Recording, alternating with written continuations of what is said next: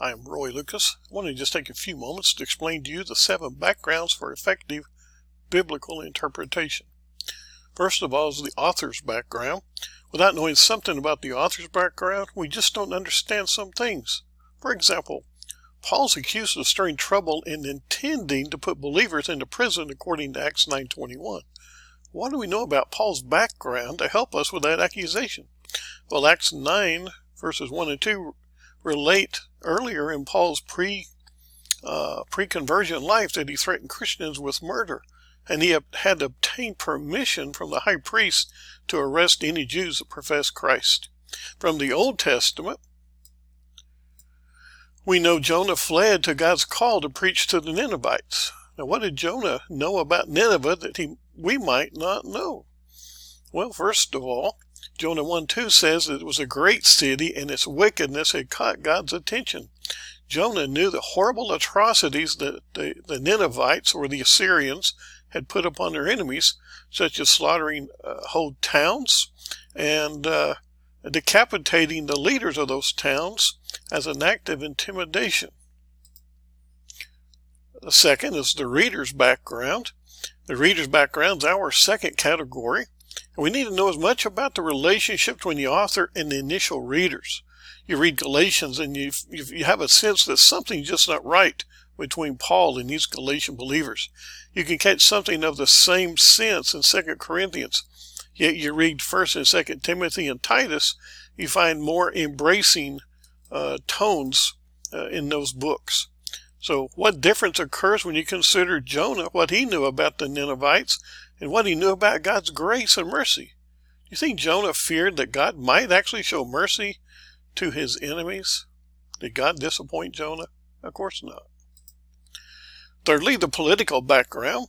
This adds insight into some of the actions of the characters as we gain this important political information. For example, in Acts 15, Paul enters Philippi in his second missionary journey. Before long, his ministry interrupts the business of the Philippian silversmiths. Paul and Silas are arrested after a riot breaks out. Paul's beaten without a trial. The next morning, the magistrates of the city of Philippi apologized and almost offered Paul the keys to the city. Why? Well, politically, they found out that he was a Roman citizen and it was illegal to beat a Roman citizen. We then have the social background. Social customs add to our knowledge of the text. One of my favorite parables is the prodigal son. Now here, social customs offer a vital knowledge for our understanding. There's a couple of important cultural truths that we need to see. First of all, the Pharisees would be shocked and offended by the notion that the religious leaders did nothing to help the injured man. What's the cultural issue? Well, the Jews and the Samaritans despised each other. And secondly, the request by the younger son to obtain his inheritance before the father died was socially unacceptable. It was an offensive request, equal to saying, "Father, I wish you were dead." But the other part that we often don't recognize or don't understand, it was the responsibility of the older brother to intervene into the situation and to encourage reconciliation. But the older brother failed to do that. We then have a religious background, and here we can use Ruth to illustrate the need to study religious background. Boaz plays the role of kinsman redeemer for Ruth after she had lost her husband to death. Boaz, being a relative, serves as the preserver for the family lineage as kinsman redeemer. So Ruth, who gives birth to Obed, and who is then the father of Jesse, then becomes the father of King David. Study Matthew 1 and 1:6 and 1:16, and you can see the connection all the way to Jesus. Then we have the economic background.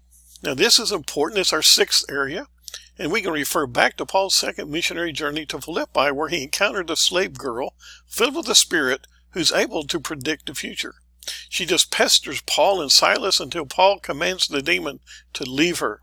Once that happens, she can no longer predict the future, and the income that her owners have made is lost.